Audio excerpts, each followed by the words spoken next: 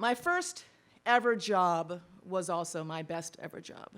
I was an elf, but I was not like a lame shopping mall elf. This was a cool elf gig, and it was at Casaloma in Toronto, which is one of those castles that was brought over brick by brick from Europe.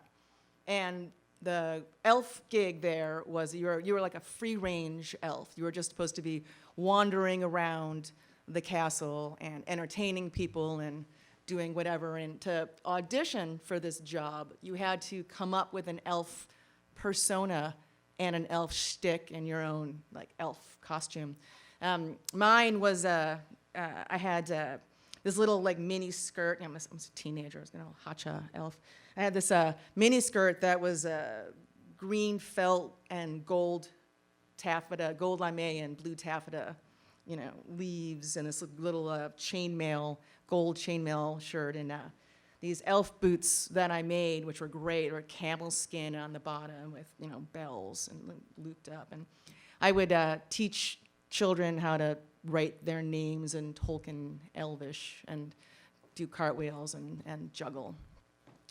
One of my other elves was this Grateful Dead dude, and he had this whole shtick, which maybe you have heard, about how the Santa and the whole Christmas thing came from the Amanita muscaria. So he had a traditional red and white elf costume, and his reasoning, and again, perhaps you've heard this story, of the Amanita muscaria grows under pine trees, and the shaman who would take it would often dress in red and white as the mushroom was. It was given as a gift on the winter solstice, and they used to, the reindeer eat the mushrooms, and they would drink the reindeer piss, and so that's, flying reindeer.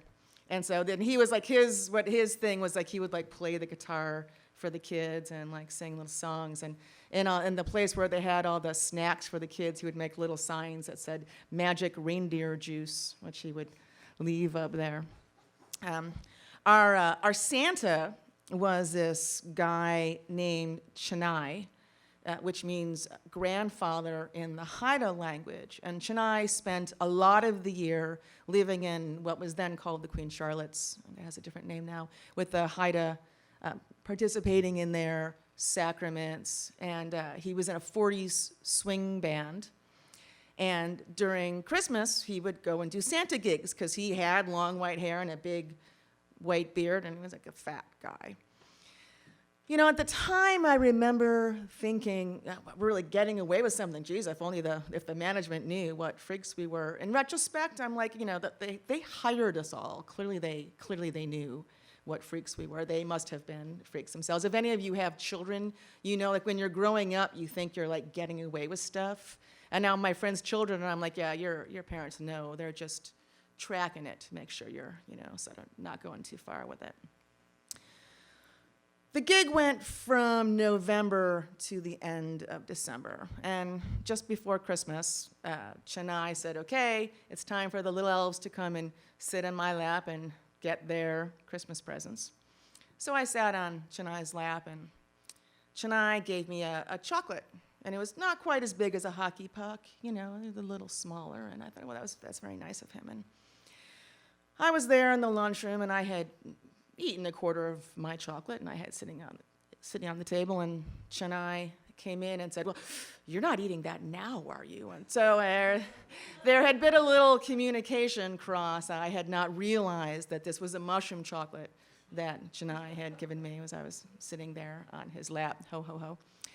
And I got very high. I still had half the day left to run around Casaloma being like, the sparkly elf.